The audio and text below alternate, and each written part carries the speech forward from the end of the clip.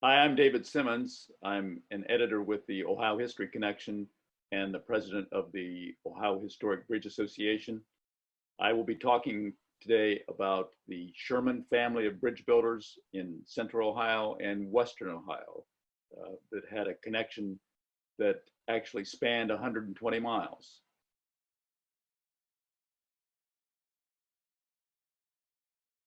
David Thompson Sherman came from Connecticut to Delaware County, Ohio in the 1830s and established a home at Berkshire, which is a small unincorporated community in the center of Delaware County, just east of I-71, the interstate that runs from Cleveland to Cincinnati.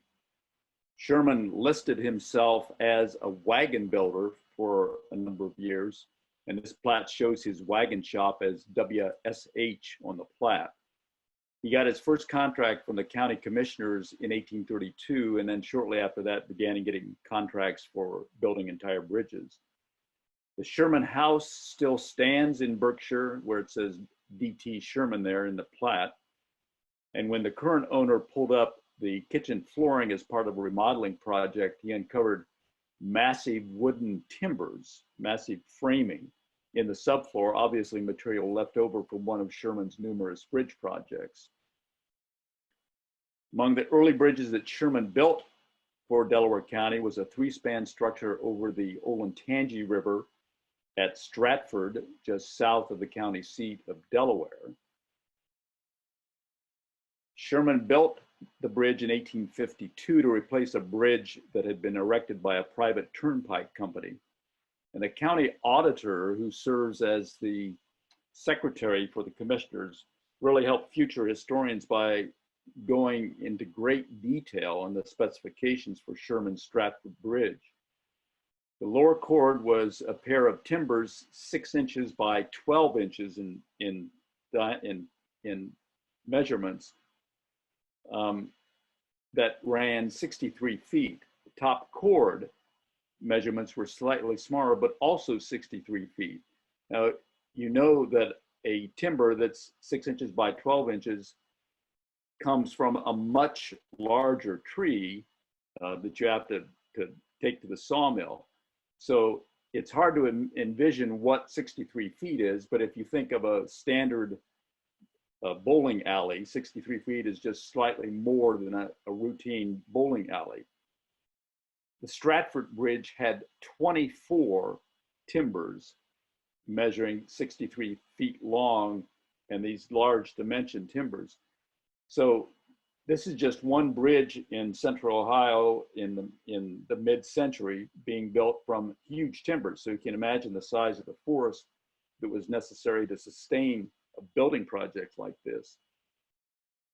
The photo was taken sometime after 1904 when a major flood had threatened to wash out the bridge. So they took all the siding off the bridge so the water would actually flow through the bridge.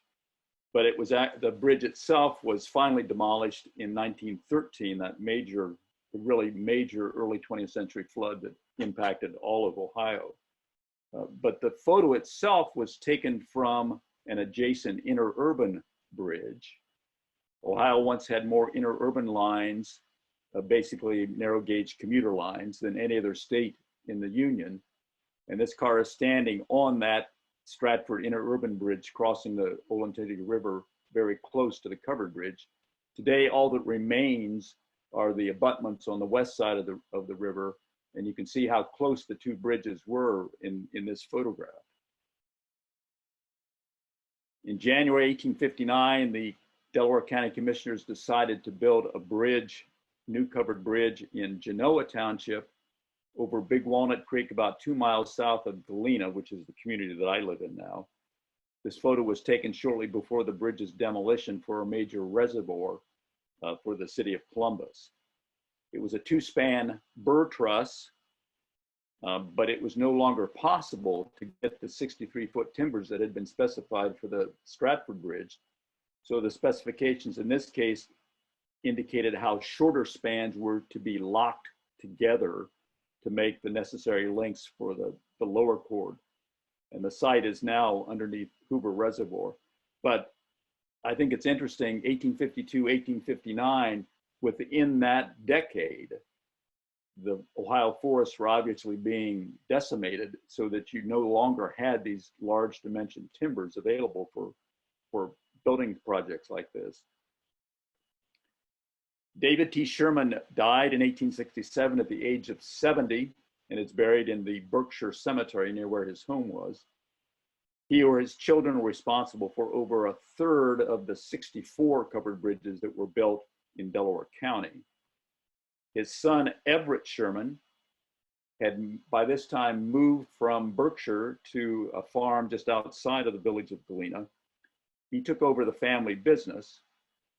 His first county contract was for an open, uncovered bridge in nearby Sunbury in 1867, and he began to specialize in these short span bridges. In 1877, he received a US patent for his short span bridge using a combination of iron rods and wooden timbers, a type of bridge known as a combination bridge for the combination of wood and iron materials. And the patent model is now actually in Galena, owned by a local historical society. The traveling public had begun to demand bridges at every stream crossing and not just major river crossings, and Sherman saw a marketing opportunity and aggressively advertised his design. But Everett Sherman also built covered bridges.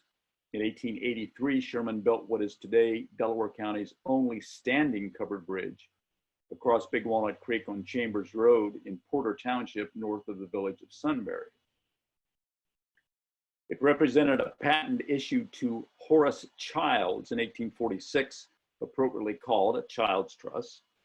Childs was a nephew of Stephen Long's, and his truss is really a variation of a long truss with the verticals in tension and the diagonals in compression, except that instead of the wedges that Long used to pre-stress his bridge, Childs substituted iron rods that served two purposes. One, because wood changes dimensions over time as the moisture content changes in it. They tend to get loose, and putting iron rods in would strengthen the bridge. I mean, you could keep the bridge tightened up and the components functioning properly. Plus, Childs had worked for his uncle, Stephen Long, and understood that the wedges, while being a strength of the design, were also a weakness because traffic would loosen these wedges over time. So putting in something like an iron rod that you could keep permanently tightened was a way of getting by that design flaw. So people have speculated over the years why Sherman picked up this Childs truss. Childs was from New England. Sherman's family was from New England. Was there a New England connection? Actually, I think the answer is much simpler and much more direct. I think he read about it in Engineering News. A patent attorney named Brock, attorney in Washington, D.C., had been running a series of articles on expired bridge patents in the 1880s that ran over multiple issues of the magazine. Patents were in the news at the time because Congress was considering a major bill that would have altered the patent system. And on December 16th, 1882, that attorney published a story on several patents, one of which included the Childs truss. Since the patent had expired, Sherman was free to adopt it as own, and he did, calling it a Sherman plan. Sherman would have likely continued to build bridges in central Ohio, except on the evening of May 13th, 1886, much of western Ohio was impacted by a major rainstorm. The Eaton newspaper, the Democrat, calls it the storm fiend. And notice with the highlight there, the blue arrow, bridges disappear like water bubbles. In fact, 15 iron bridges were washed out in that storm. Robert Lowry, the county engineer, was a native of Delaware County and knew of the Sherman family of bridge builders. He invited Everett Sherman to come to Preble County. Sherman took his truss model to Eaton and, as the story goes, set it between two chairs and stood on it. And because he was not a small man, the commissioners hired him on the spot to replace all the washed out bridges.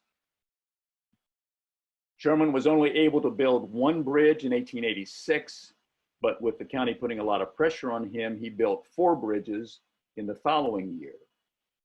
All of them were identical trusses, his Sherman plan based on the old child's truss, but each bridge had proportioned compression diagonals. That's the members leaning away from you in this photograph, and proportioned rods, the rods coming towards you in this image, proportioned as you would expect with any late 19th century engineering structure. Sherman eventually built a total of 15 covered bridges in Preble County, and only 6 of them are still standing. This one was recorded, the Harshman covered bridge was recorded by Historic American Engineering Record, and the drawings and photographs are archived along with a history at the Library of Congress. Everett Sherman's last bridge for Preble County was completed in 1894. He continued to bid on county projects, but the county had lost interest and began contracting for steel trusses. Sherman retired to Richmond, Indiana, and was living there in 1897 when he died. Sherman was brought back to Delaware County to be buried near his father's grave. Today, you can find Everett Sherman's legacy in 2 Ohio counties, Delaware and Preble, all built in the 1880s and the 1890s, but separated by more than 120 miles. Thank you.